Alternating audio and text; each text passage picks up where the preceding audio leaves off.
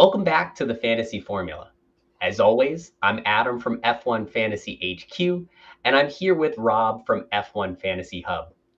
Rob, how are you enjoying your summer break so far?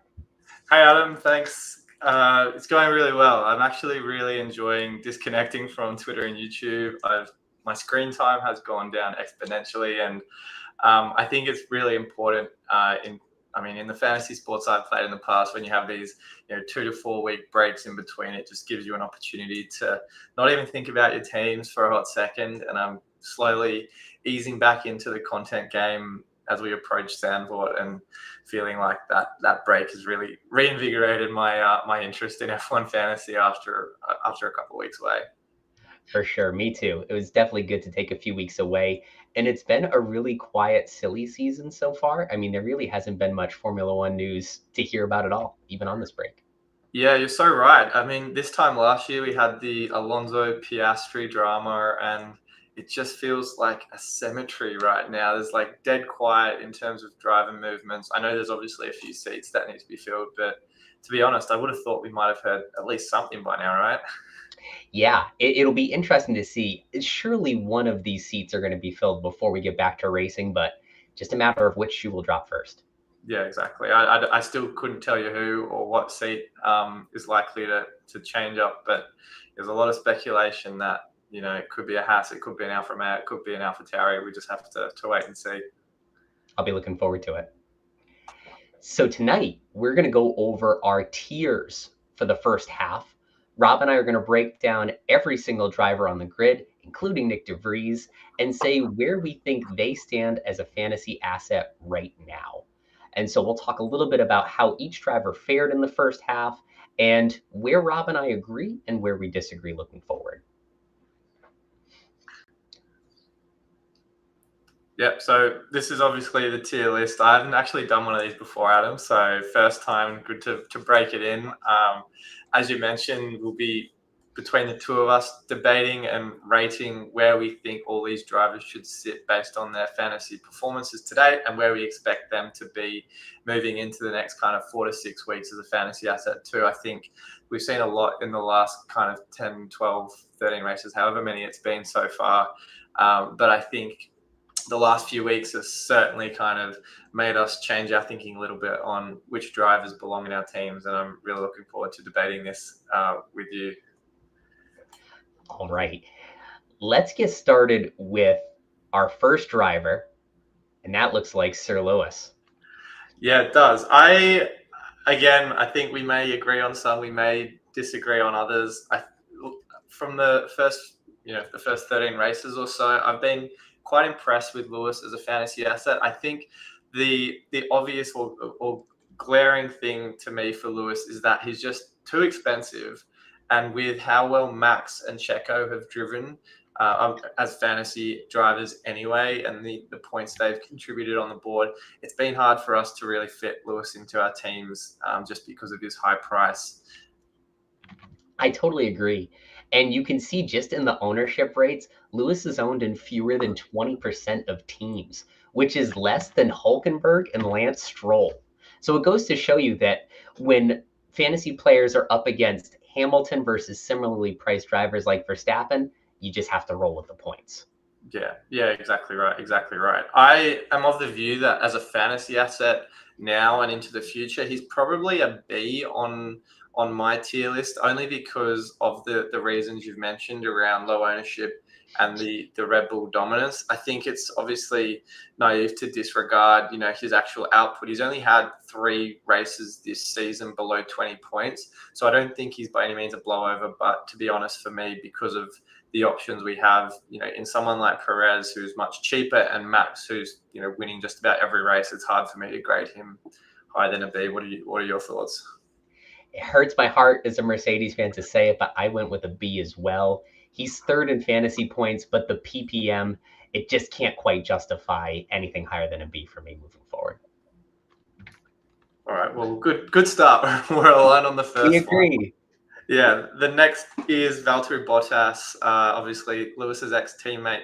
I was really impressed with Bottas through the first few races or so of the season. I thought he looked really comfortable in that Alfa Romeo, but he's just fallen off a cliff, pretty much since race 4 or 5. And to be honest, with Lance Stroll initially, Oscar Piastri's emergence with McLaren upgrades at the moment, there just doesn't seem to be much room in our teams for him at the moment, and the Alfa Romeo just doesn't seem to have the pace that we'd expect.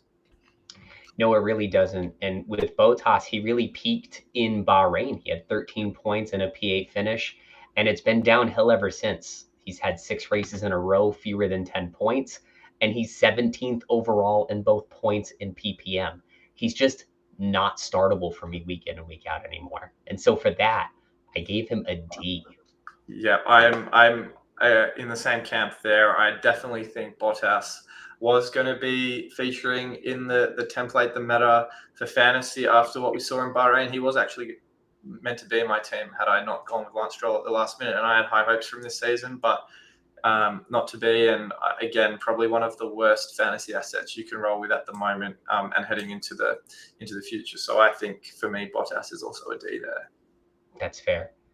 And the next driver is an interesting case with Zhou Guanyu. It's a tale of why a driver might be a great fantasy asset, even though they're not showing some of that same pace out on track. Zhou, for me, is having a fantastic year. He's the top budget driver by a long shot. He has 6 10-plus point performances in fantasy, where no other budget driver has more than 2. And he had a season high of 18 points last race. I love Zhou this year. Yeah, I think he's really outperformed the Alfa Romeo. He's really driven well. And I think what has become synonymous with Joe this season has been his overtake potential. He averages 5.1 overtakes per race, the second amongst all drivers, only beaten by Perez. And that's obviously because Perez seems to have had so many bad qualifying sessions that he's in the box seat for all of those extra overtake points in that Red Bull rocket ship. So, you know what you're getting from Joe. You're getting those overtakes, and you're getting, I guess, a driver that not just maximizes that opportunity, but he's also finishing the race just about every single time. I think he's only had one DNF this season. So, you're getting a reliable performer at that price point. He's been the standout budget driver, I think, from the get-go. And looking forward, I don't expect him to be able to probably replicate the same performance he might have put through the first 13 races, but I still think he deserves a lot of, I guess, acknowledgement for the kind of effort he's put in. For me, he's an A, but I could certainly make a case of being S if we're just looking at his performances retrospectively. We're 3 for 3, Rob. I also went for an A for Zhou. Easily the best budget driver on the grid. Let's put him on the top spot for now. Cool. Awesome. I'm really interested to see what your thoughts are on Danny Rick. I, obviously, as an Australian, have an extremely soft spot, as I think most people do, for him. And with his return 2 races ago, I think a lot of people were hoping for a ready-made replacement at 4.5 million for De Vries. I was very bullish on him heading into Budapest, not to be with that driver of the day that we definitely hyped up a little bit, but notwithstanding that, he is in a car that just hasn't seemed to really put itself in and around the points like you'd hope. I do have some hope that Danny Rick will hopefully get as much out of the car as we hope. And it seems like he's put a lot of those bad habits that Christian Horner's alluded to behind him, being in the Red Bull camp. But we just haven't seen enough from him so far through 2 races. I'm not overly convinced he's the best budget driver going around, but I think if he does string together a couple of decent performances, we will see people pile back in on him. And it's a tough one for me. I am, as of right now, probably in the B, maybe the C camp, but I just don't think we've seen enough yet from him to warrant serious team consideration. I agree. So right now I have Ricardo as a C, and after an initial burst in his first race, Ricardo's really slowed down in his last 2 outings. I think he's just one good performance away from a lot of momentum toward a driver of the day award and a really, really solid outing. Maybe even some budget gain if he has a driver of the day win. But in such a slow AlphaTauri, I'm not sure I can confidently move ahead with Danny Rick at this point. So for me, he's a C. Okay, I would probably put him at the bottom of the B list, but we'll put him at the top of the C's, and if we have other drivers that think should be ahead of him in the C category, we can reassess at that point in time. I think I'm just That sounds good. trying to remain a little optimistic for my countryman, but again, 9 points in 2 races isn't exactly anything to write home about, is it? I believe you said, Rob, that if Danny Rick lands on the podium, you'll do a shoey on this show. So I am hoping for Danny Rick's continued success in the second half. Look, I think most people would love to see me do that on stream, so let's cross our fingers that turns out to be the case. Good. Looking at his teammate, Yuki Tsunoda, I've been really impressed with Yuki this year. He's cut down on his mistakes from prior years. He had 6 DNFs in 2022, and he's only failed to classify this year in the Baku Sprint. He stayed on track for most races. He's cutting down on the mistakes. He's dealing with all the news around Ricardo coming back to the grid. He's just kept a level head about him and raced a fairly slow car with some success. And as much as we've said about Joe as the number one budget driver, Yuki's been consistently number 2. So I've been very impressed with Yuki so far this year.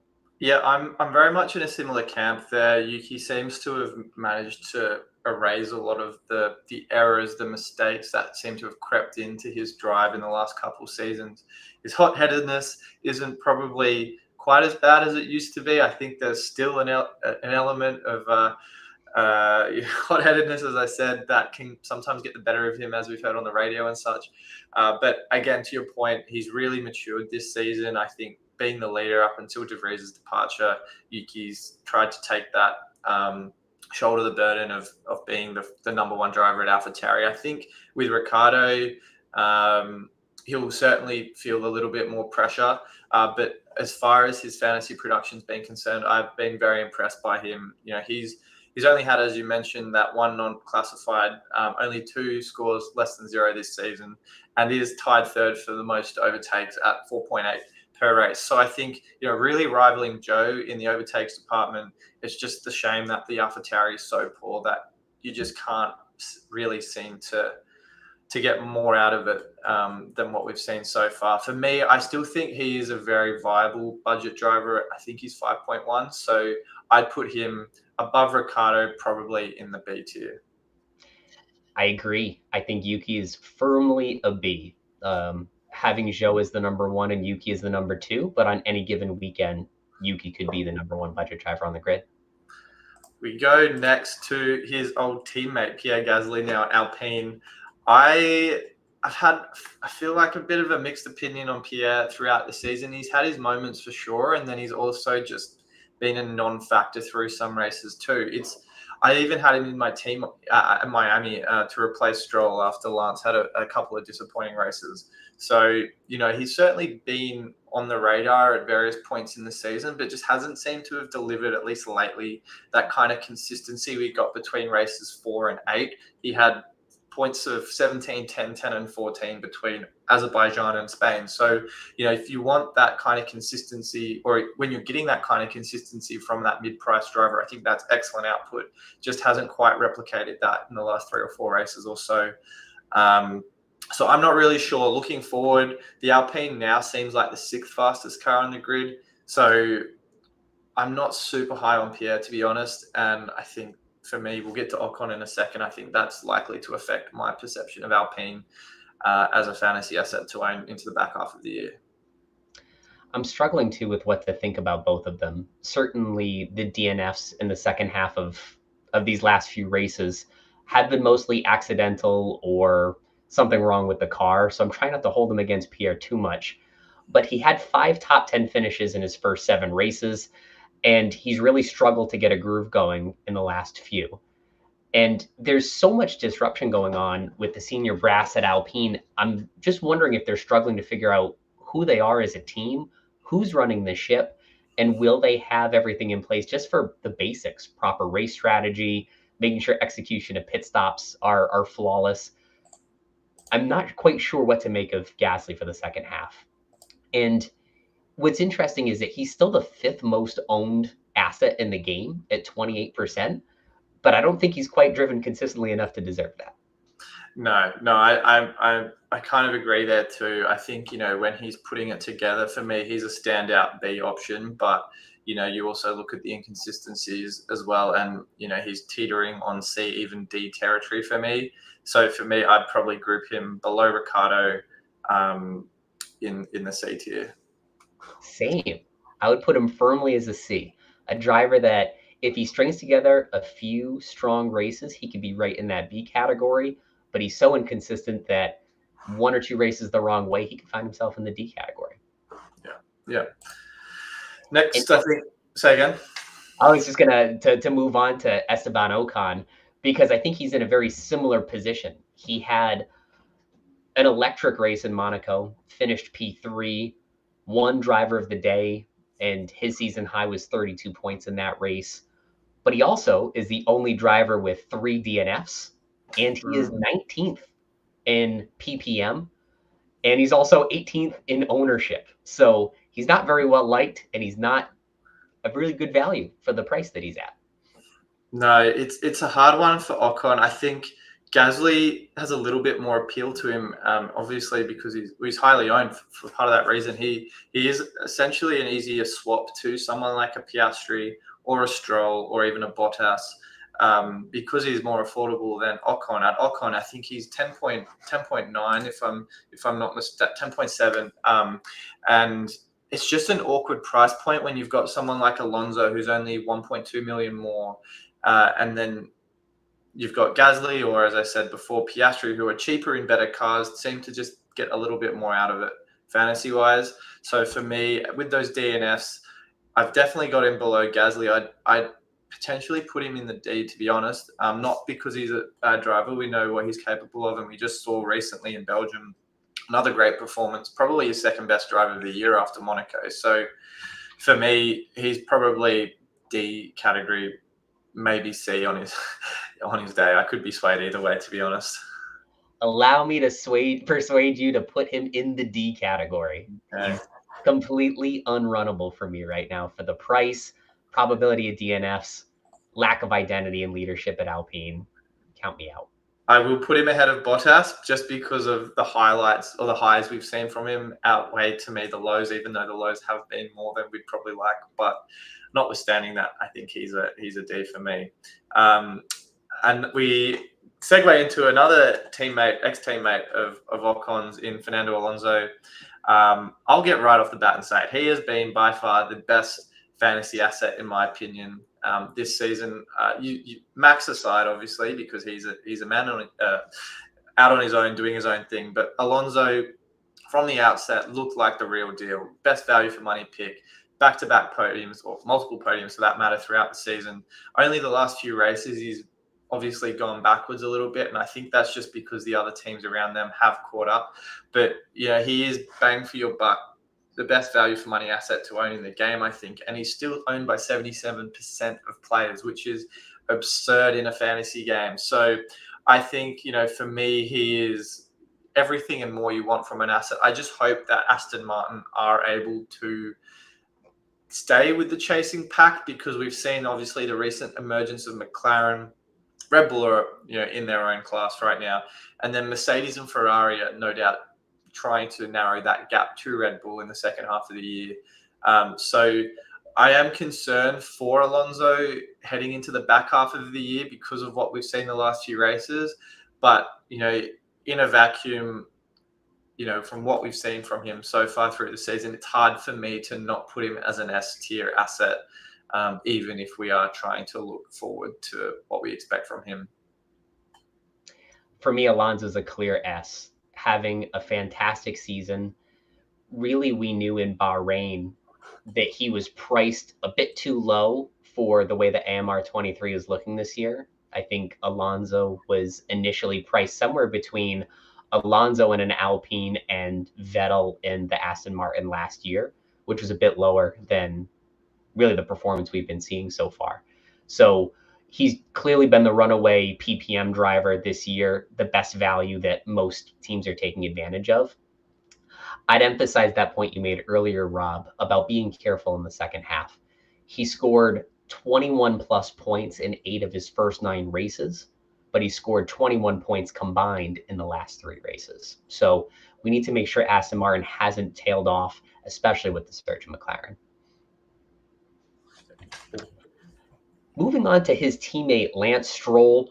Lance is loving the AMR 23. He's 9th in fantasy points, 7 in points per million.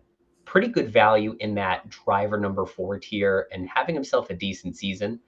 But he has had 3 straight stinkers and has 2 DNFs, so he's not a clear-cut must start every week. And to me, Aston Martin is just one good upgrade away from Stroll being back in that number 4 driver discussion, but he's not quite good enough to be an A for me. So I have Stroll as a B. What about you? Yeah, I'm similar for sure. I think through the first 5-6 races or so, Stroll for me would have been in an A category. As the case with Alonso, there's a lot of concern around Aston Martin's performance compared to their peers in the last 3 races. I think those scores you reeled off, 21 points in his last 3, and Alonso's similar as well, 21 points in his last 3. Just not a great sign for that Aston Martin. I just think the lack of upgrades have meant they've regressed. They're now looking probably 3rd or 4th fastest car, if not even lower than that. So I do have some concerns for Stroll as an asset. I think he, for me, also firmly fits in the B category. I'd put him ahead of Lewis Hamilton and Yuki Tsunoda, only because of the fact that he is at that price point, as I've touched on before, that makes him an easy swap to drivers like Oscar Piastri, Alex Albon, Pierre Gasly. So I think that versatility in your team makes him a more valuable fantasy asset than someone like Lewis, who is just difficult to get to because more often than not, you're having to either compromise on Max or compromise on other drivers in your team, which means you need to go down to budget drivers. So I think for me, I'd put him ahead of Lewis here. But if you have another opinion on where he sits on the B list, then feel free to convince me. No, you make a very good point. I like the versatility of Stroll because he fits in a traditional meta lineup with the 3 Red Bulls and the 3 Aston Martins. But also, if you want to start squeezing in the McLarens, you could do Max, the 2 Aston Martin drivers, and the 3 McLaren assets. And Stroll allows you to afford that, and you can squeeze Stroll and Piastri in the same lineup. Lewis is just an albatross. You can't really have Lewis and Max on the same team without mega sacrifices everywhere else. Yeah, yeah, completely agree. Before you get into Charles Leclerc, another thing on Lewis, I know we're probably going back a little bit, that puts me off, and I think a lot of other people off from owning him, is that you pay for that kind of premium asset, but you're going to DRS boost Max every weekend anyway. So the value of owning Lewis isn't really there compared to having Max in your team. The only reason I could see having Lewis is if I was either going to use the extra DRS boost, where the extra DRS would be on Max and the DRS would be on Lewis, or if he's in my limitless team because of not only the fact that the Mercedes assets are really low owned, but just because it means you can accommodate all of those premium assets for 1 week in that team. Agreed. All right, let's slide over to the Ferraris and start with Charles Leclerc. I really like Charles on track. Off track, he's put out his 3rd song. He's having himself a heck of a year. On track and off track, he's a talented guy. But for me, I'm struggling to like him in a fantasy context. He sits in price between Hamilton and Perez, but Perez has 222 more points.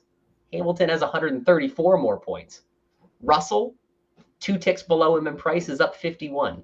So there's just no way for me to prioritize Charles this year. And another fun fact about Leclerc is he's 19th in overtakes. He's ahead of only the 2 guys that haven't raced a full season in Ricciardo and De Vries. Yeah, not encouraging signs for a driver that we thought was going to challenge Max for the drivers last year. Definitely, I think a part of that has to do with the Ferrari. It just doesn't seem to be at the level it was at 12 months ago. And to your point, he is at just a very awkward price point like Hamilton. It makes it very difficult to afford him.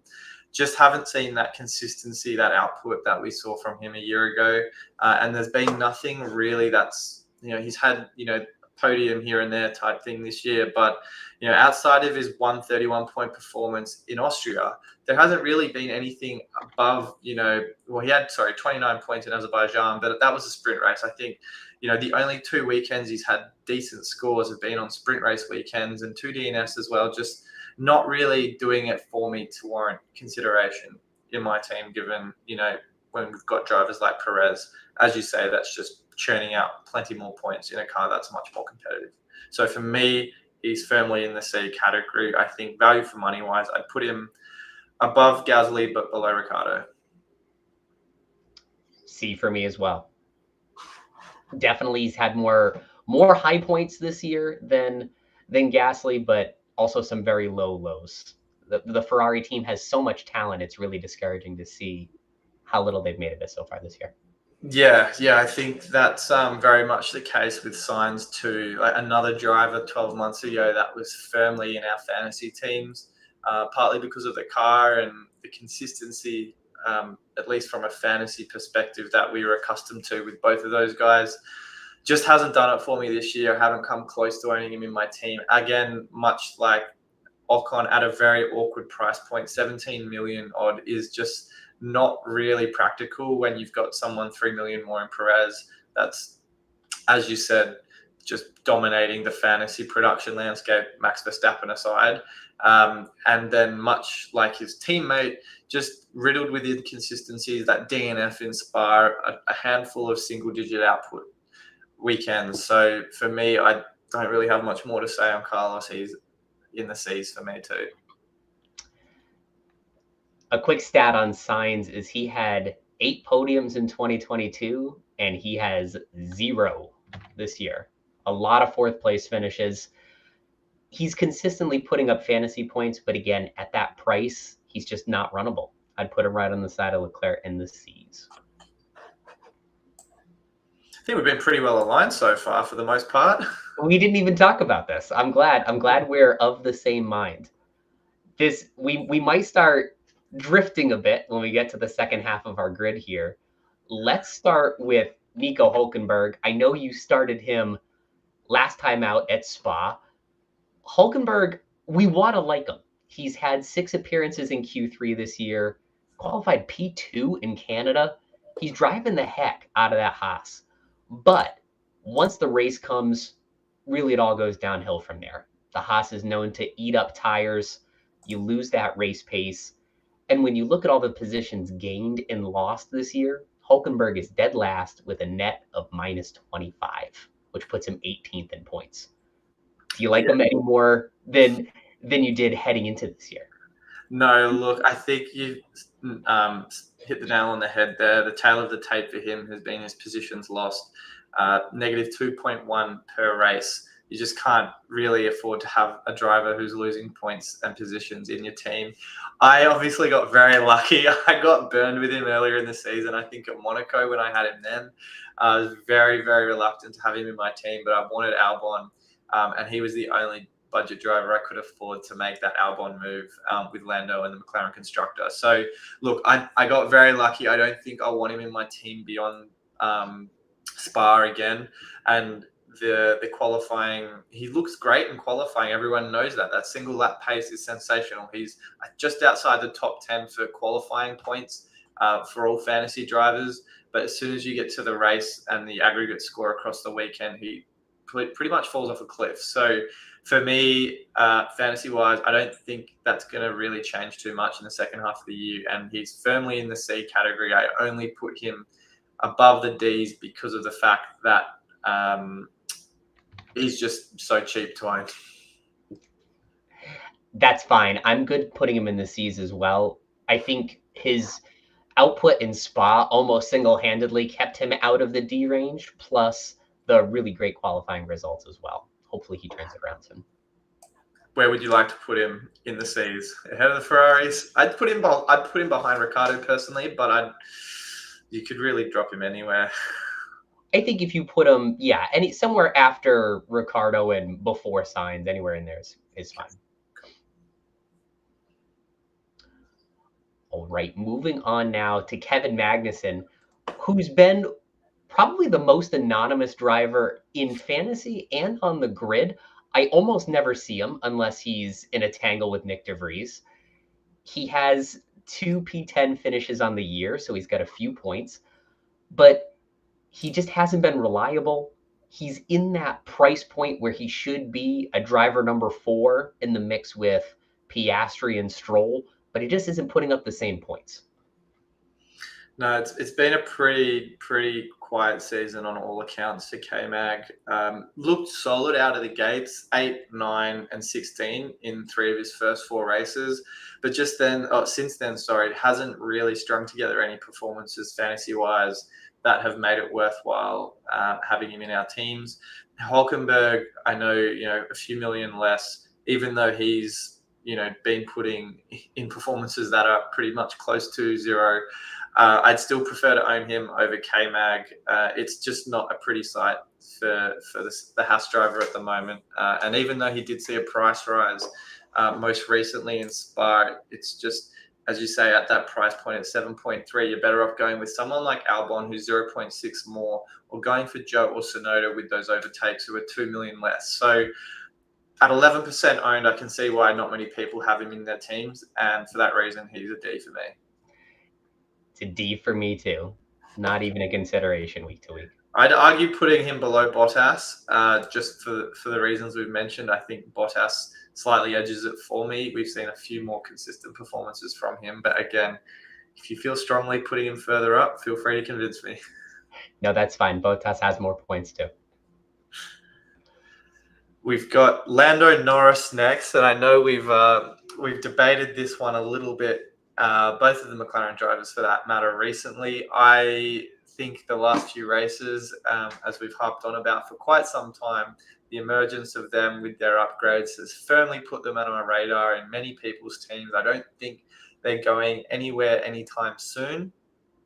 I think the first few races of the season, there was some skepticism around the McLarens. There weren't really, at those prices, drivers that we wanted in our teams. I just didn't think there was anything to suggest they were going to feature in our teams throughout the season. Norris had -1, 7, 19, 0, 1, 6 through his first 6 races. Like that kind of inconsistency for that one race aside in Australia where he put in 19, I was not going near him with a 10-foot pole. But, we've seen the last 4 races since those Silverstone upgrades. He's had 2 podiums. He's had 4 double-digit scores. And even though he only came away with 15 in Spa, I still think he's firmly deserving to be a top-tier driver in our fantasy teams throughout the rest of the season. The only reason why I could make a case for not putting him in the S tier is because of the fact that, much like last season with Max Verstappen, we used the Red Bull constructor to cover Max's output.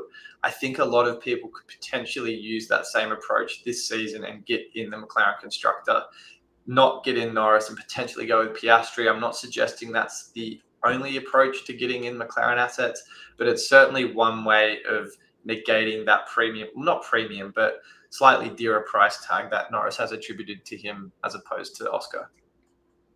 I love Lando right now, and I was a late adopter on the McLaren hype train, but I'm all aboard now.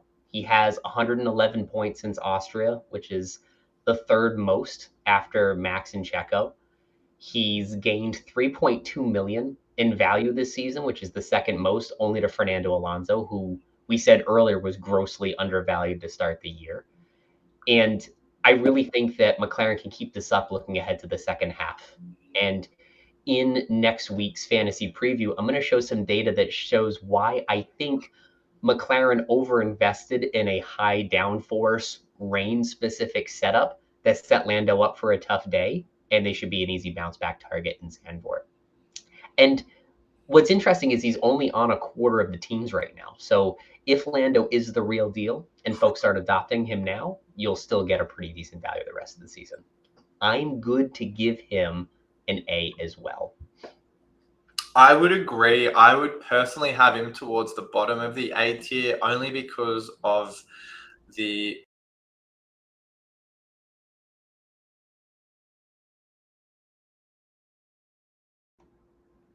other means for your team. But I think as a standalone asset, I still think he is exceptional value. As you said, 25% owned, so a sizable differential there. You know what you're getting from him. And as you mentioned, those upgrades or those modifications in Spa didn't work quite as well. I definitely think McLaren should be still around and in the mix for the remainder of the season. So I'll put him on the A tier too, but I'm leaning towards having him probably towards the back a little bit. So we'll stick him next to, I think he belongs next to Joe, but are you of the view that he should go here? I believe in Lando so much. I think he's starting to just nudge ahead of Joe, but I do have a pretty strong love for my number All one right. budget driver too. So both Okay, places are we'll fine. leave him there for now. Let's go over to your countryman Oscar Piastri. He is in this price tier with Stroll, Gasly, Ocon, Albon, and he's looking really good these last few races as well. I think right now he and Stroll are the top assets in this class. And I think Piastri is right up there with Lando as an asset that I think could flourish in the second half. What about you? Yep, 100% agree. I am very, very bullish on Oscar Piastri. We've seen a number of qualifying performances from him in the last 4 races since those upgrades came through, where he's gone, lap for lap with Lando. He's, if not been on par with him in qualifying, outperformed him in some cases. Had it not been for that DNF most recently in Spa, I was very confident he'd come away with a top 5 finish. We saw he's been challenging for podiums the last 4 races, and obviously led for a period of time before Max nabbed him as well. So I definitely think Oscar is not essential, but very, very good value for money. And I'm confident he's due a podium or two in the second half of the year if these upgrades continue to work as they have been so far. So for me, I personally, and this is bias creeping into me, I would put him above Lando, but I think you would maybe put Lando above Oscar because of the fact that you feel very strongly about Lando. But I do. I'm happy to put him in here only because we know that Lando is going to more often than not outperform Oscar as a fantasy asset. That's fine by me. Piastri had the P2 in the sprint last time out. He was looking really good. I just have so much faith in McLaren looking ahead. So I like that spot. Cool. Well, I next get on to George Russell, and this is one that we've discussed a little bit already so far, and we'll probably touch on towards the end for those of you who are hanging around then. But I know George hasn't put together any performances that have really set the world on fire through the first 13 or so races. The last 4 races, fantasy-wise, he's had some solid results, 34, 18, 27, 28. Like, I think that's really good value for money. Certainly more than $1 per million, 1 point per million spent on George.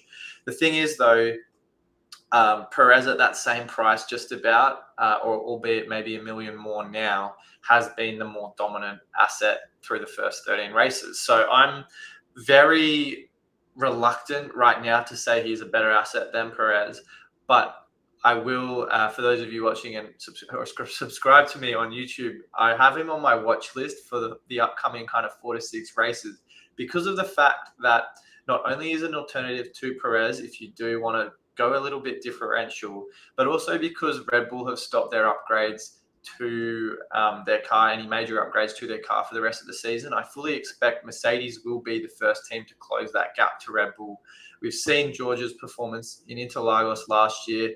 Mercedes made a habit of really coming home strong in the last half dozen or so races in 2022. I very much expect that to be the case again this year. So George is firmly on my radar as a driver that should very much be in our team, or not be in our teams, but could be in your team. And as a differential, if he podiums, I think that's owners are gonna reap the benefits. So for me, looking forward, he's a top B asset to own.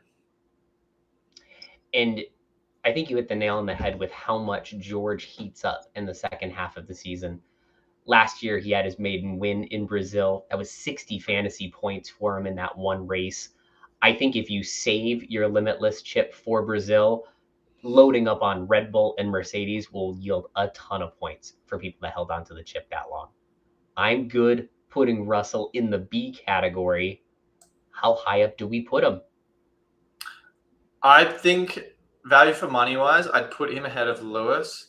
Um, I mean, you could make a case of putting him higher or lower. I think he fits nicely here only because Stroll, we've seen so far for the price you paid to get him, the returns we've got on many instances so far. It's been great, but we've also seen that he has been a little inconsistent too. I think Mercedes, the reliability of that car, they have made a name for themselves, so they don't have a lot of mechanical DNF. So that's why I'm very kind of optimistic about George for the remainder of the year. But it just depends on how far you expect the Mercedes to progress and how much you expect the Aston Martin to regress for me to really deliberate as to where he belongs here. I think he belongs here, but do you have another point of view? I think he's fine right there. I can see myself rostering Stroll as early as Zandvoort, depending on what combination I go on. Russell, I don't have any short-term plans to put him on my team. I don't see a configuration that quite works for me. So I'm fine putting him just after that, even for no other reason, because I don't have any short-term vision for him. I hope I haven't hurt your soul by putting him ahead of Lewis. No, no. As long as those Mercedes assets do well, and I'm always a firm believer, regardless of sport, of team over fantasy. So if I don't play any Mercedes on my team and they finish 1-2, I am over the moon. So that's fine by me. Let's move on to the Red Bulls, easily the best assets in the game, and we'll start with Sergio Perez. So even though his race seat is in question, he's still having an elite season for fantasy players. He's number 2 overall in points, number 3 in PPM. He has 3 driver of the day wins, which is tied with Verstappen for the most.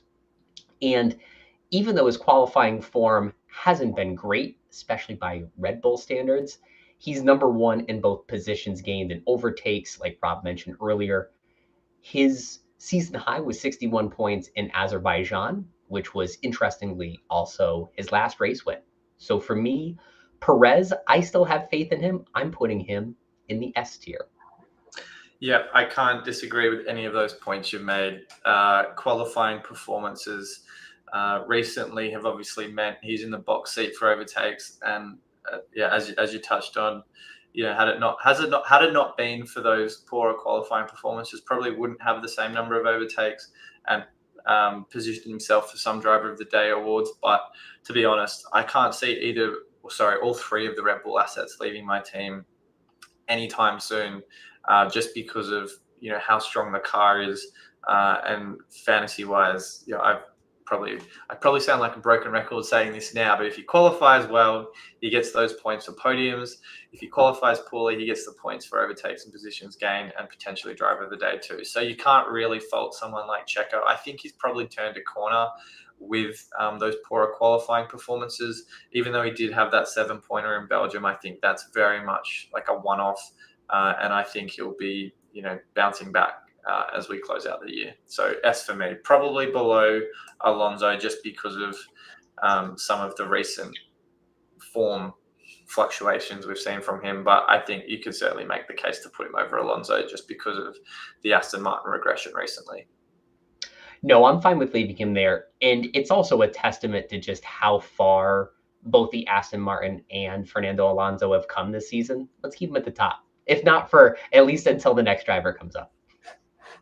Well, the other Rebel driver, Max Verstappen, I think it goes without saying he doesn't belong in the D category. But Max has had wins in all bar 2 of the races this season. Comes off a 68-point performance in Belgium, the highest score of any driver this season.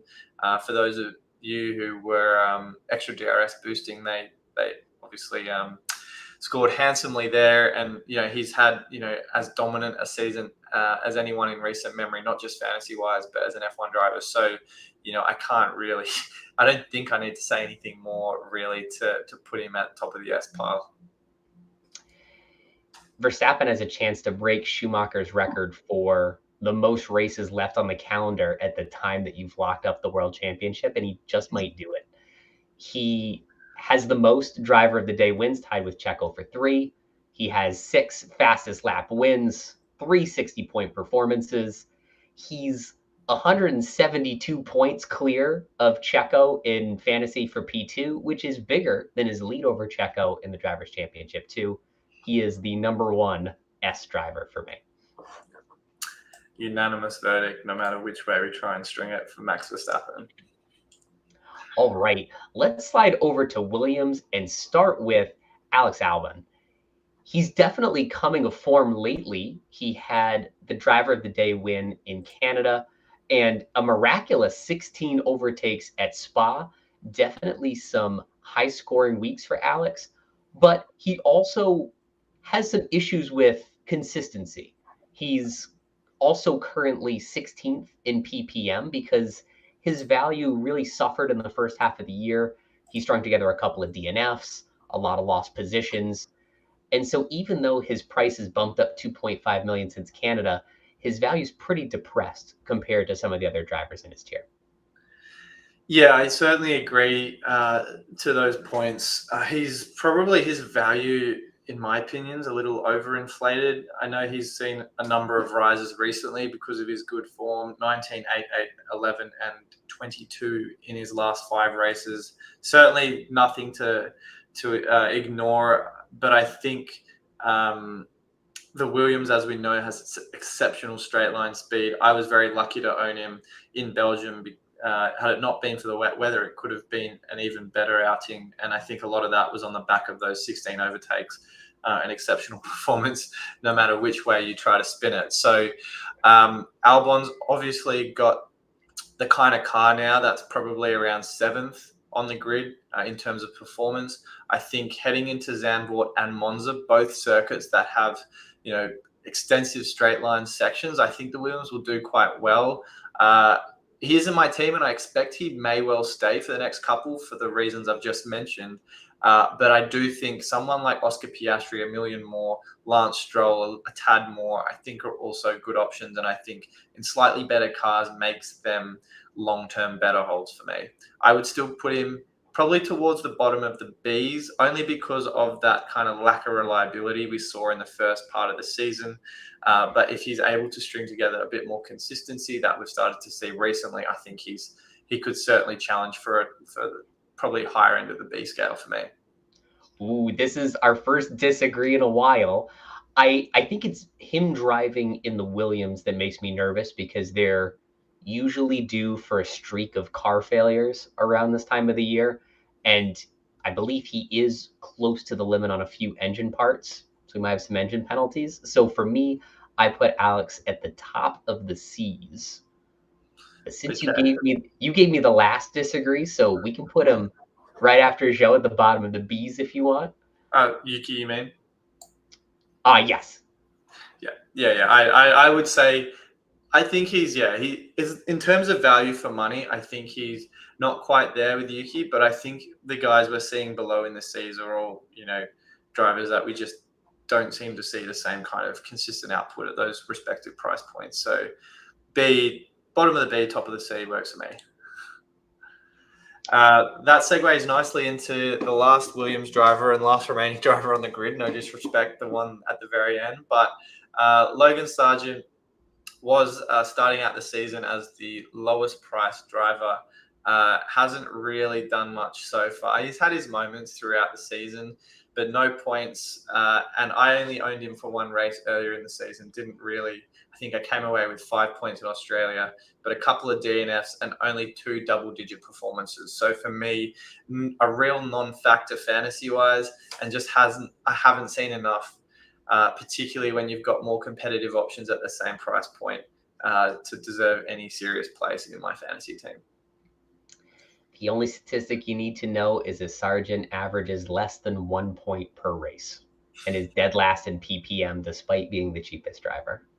So for me, he is the very bottom of the Ds. Okay, he was D for me. I didn't think I was going to be. I'd be fine to put him last. I definitely would have put him ahead of maybe Magnussen, but again, it's really a non-factor this point. There's just nothing really there from Logie Bear to suggest that he's deserving a spot in my team. And up until last week, he wasn't the cheapest driver. It was Hulkenberg because of all of those positions lost that probably put him so far down at 3.8. But Logan Sargent now the bottom of the barrel, unfortunately. And last but not least, this wouldn't be a complete first half update without Nick DeVries, former AlphaTauri driver, current Harvard Business School student.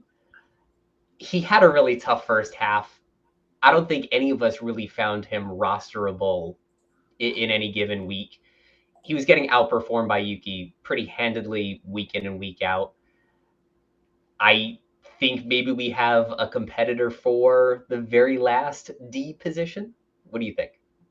Yeah, I'd give Nick a D. Unfortunately, not really a lot to write home about, much like Logan Sargent. Unfortunately, it's just been a pretty disappointing F1 debut for him. 11 points.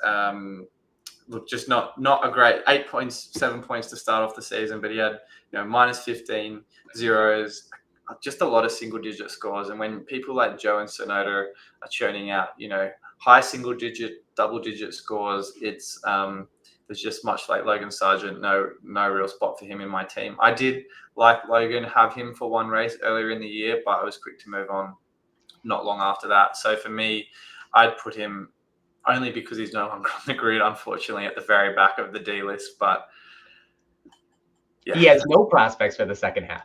No, zero. So for that reason, he probably does deserve to go last. So that rounds out the tier list quite nicely. I have to say, I'm pretty pleased with where we landed. I think there aren't really too many controversial picks, but I wouldn't be surprised if we see this list change a little bit towards the latter half of the year as we see teams, I guess, close gaps to other teams improve with those upgrades.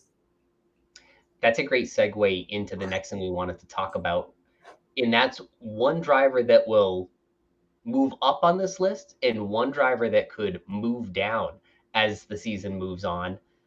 For me, the one driver that's going to go up is Lando Norris. I really believe in those McLaren updates, and I think Lando will go from the A tier to the S tier, must start every week. That's really interesting. I mean, I agree to a certain extent. I mentioned before when we were looking at him on the list that he is a driver that on a standalone basis is going to produce just about every weekend, assuming no DNFs or anything of that nature. I just wonder if the approach here is to go with the McLaren constructor. I obviously had Hulkenberg and Albon and Lando and the McLaren constructor most recently in Spa. I'm not sure if for me that's the approach I want to take and maybe use my budget elsewhere. But a lot of that will be contingent upon Fernando Alonso and the Aston Martins kind of prospects into the second half of the season. So I don't know if I'm quite as bullish on Lando Norris, but I do think as an asset, as a driver to own in fantasy, he is very consistent and you know what you're getting from him.